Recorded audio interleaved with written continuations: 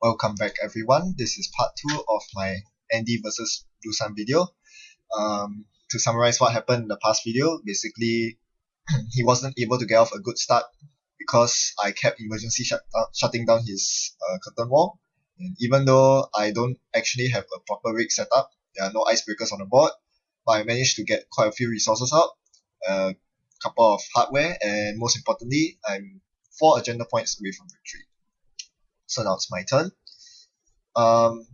Once again, he's on 10 credits and he has a server with a curtain wall inside, the last remote server, so I can safely security test it. But now my priority is finding my breakers because I need the breakers to break through his R&D, which is full of sentries, and HQ, which is presumably full of barriers. So now I'm digging very hard with Mr. Lee. So I'm finding, now I'm starting to see all my economy cards, daily cards and KD Jones. I'm trashing all the daily cards because I do not have the supplier to make full use of it. To really exploit the power of daily cards. Instead, I'm going with KD Jones, which I'll install and tap next turn.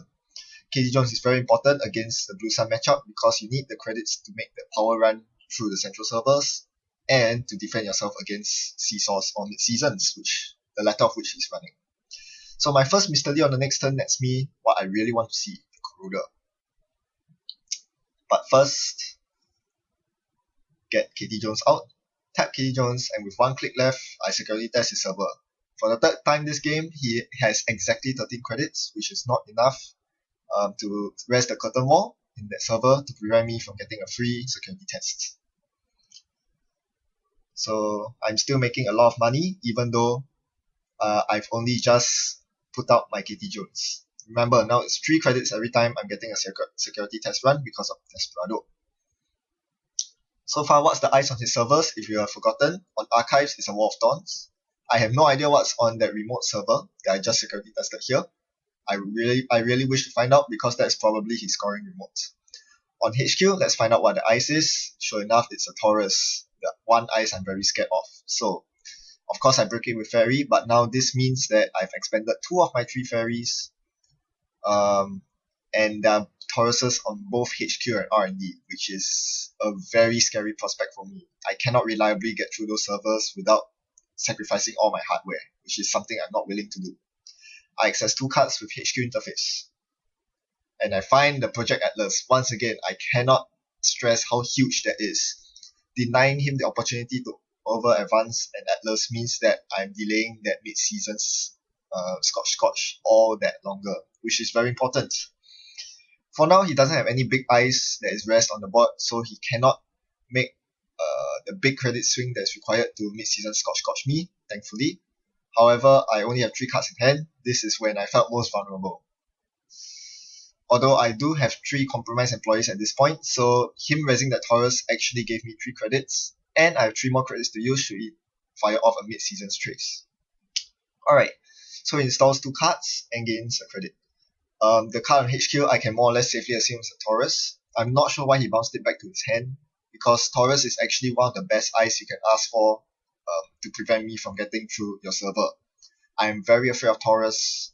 Fairy is a very temporary solution. So I should have realized at this point that the ice they put over HQ was not a Taurus. It was something bigger, better than a Taurus. Well, I'm not interested to find out what it is yet, but I do find my last 3rd and final Fairy. It couldn't have come at a better time. I really need these Fairies because he's running very aggressive sentries. There are no archers, but, well, there might be archers, but archer is pretty bad in Blue Sun because you really don't want to bounce it back to hand. It's good to oversight AI, but it's not going to give you economy. You'd rather use oversight AI on Hadrian's or Curtain Wall. I manually draw into my Guardian Blade as well, which is very nice to see. However, there's no need to play it just yet. I'll wait until he shows me that he has a toll booth. Alright, so he scores his agenda. Nope, it's a reversed accounts. So this reverse accounts was more effective than the previous one. The previous one, he spent 3 clicks to drain me of 4 credits, which is very inefficient. This one, 4 clicks, a card, 2 credits on his part, but I lose 8 credits. Again, this doesn't cripple me by any means. I'm just going to get fueled because for the 4th time this game, he is ending on 13 credits. 1 shot of raising that curtain wall, allowing me to get a free security test to go up to 5 credits, and I have a loaded Katie Jones. I draw into my second HQ interface. This one I'm not too particular about installing. His hand seems to be pretty clean to me. There are no agendas in there. And accessing two cards from HQ is usually more than enough.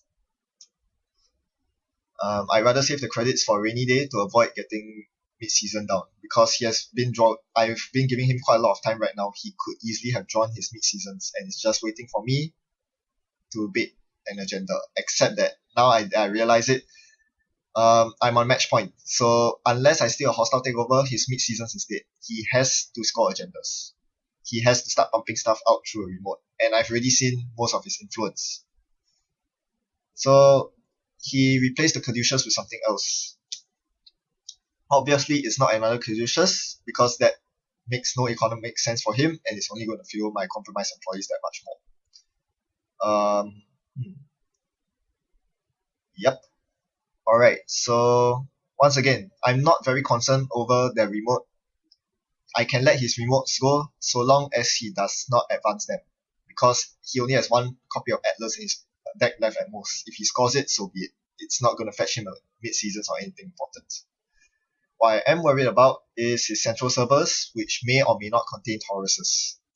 So with my last ferry, I run, and it's not a Taurus, it's a Wendigo. Now, that's a code gate, I cannot get through, but I do have a Gordian Blade ready to use. I draw into my plus creep, of course I keep it, but at this point I'm wondering whether I really need the plus creep. He cannot tag me anymore, unless he runs his source, which I don't think he does. So once again, he gets another asset off. This time it's Grindel Refinery. He gains 8 credits. Good for him, but at this point I don't really care. But this means that he can now rest the curtain wall on that remote server, which means I can no longer security test it. So now I'm just throwing security tests on archives. My days of security testing are done. It has served me more than well enough. It has done its job, and so much more.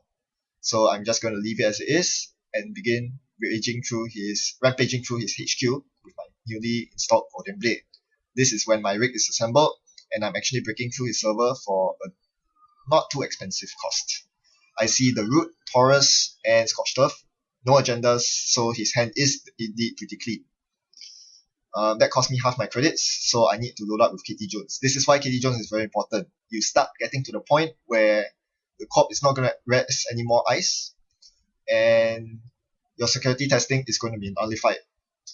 He has no naked servers to security test anymore. Alright, now this is what I'm worried about. Install advance. It could be a trap, but I have to check it. I cannot let him score an agenda. So how am I going to get through? Let's see. With only 7 credits, I definitely need more credits than this. So first, I security test this remote, the curtain wall. If he resists the curtain wall at this point, too bad for him. He's only going to have 4 credits left. He cannot protect that server. So he does not rest the curtain wall, which lets me get 3 free credits. On my second click, I run through his remote server. First was a Wall of Thorns, which I pay through. Second was... what is it? It's a Hadrian's Wall. Normally, I wouldn't be able to get through, but because he rests both of them, I gained 6 credits, which was enough to cover the cost of me breaking through the server, and as a result, I'm able to get through and steal the government contracts. So that was the game. Alright. Yeah, he felt like he was in a position where it was do or die at that point. He knew that he was not going to tag and back me anymore because he was only running mid-seasons. If I steal the next agenda, I would win the game anyways, so his only route to victory was scoring agendas, and because of the way he spent his influence, he has no way to protect his remote server using Ash, which is typically used in Wayland. As such, he wasn't able to leverage on his economy, which wasn't that good anyways, and he could never get a remote setup that would win him the game. So yeah, that was it. I guess another mistake that he made was mid-seasoning me when I was able to clear text easily. He could have waited for me to steal another agenda and then mid-seasons me when he had more of a credit advantage. But that aside, you can't really fault him because I'm playing a deck that is really well tailored to deal with Blue Sun. Much props to Netrunner for pioneering this deck because it is really, really effective.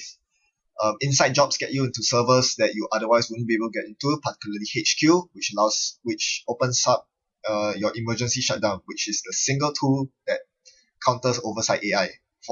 If you can play an emergency shutdown for every oversight AI they play, you're in pretty good shape because it means that you're basically shutting down their main econ source. Most Blue Suns rely on that for economy.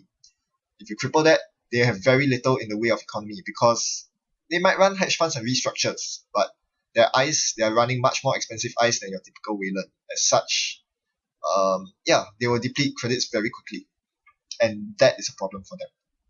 On my side, the compromised employees really, really helped out. It's another tool that works very well against Blue Sun because it deters them from doing what they love to do best, bouncing ICE back into the hand and jiggling them around. The worst thing about Blue Sun is that curtain wall can protect both the remote and the centrals at the same time. Isn't it scary when one piece of ice can protect all their servers? Well, I prevent that because every time you bounce your ice, you're fueling me 2 or 3 credits which I can use against you. And finally, notice that for the majority of the game, I was running without a rig, purely relying on my techniques of credit denial to make successful runs every turn and gain myself credits while at it. That is the criminal style, and that is why I love criminal so much. At the end of the day, both sides played very well, and I just happened to come out on top with a deck that is very well built. Thanks for watching, and I hope this has inspired you, and maybe you know how to play against Blue Sun a bit better. See you around.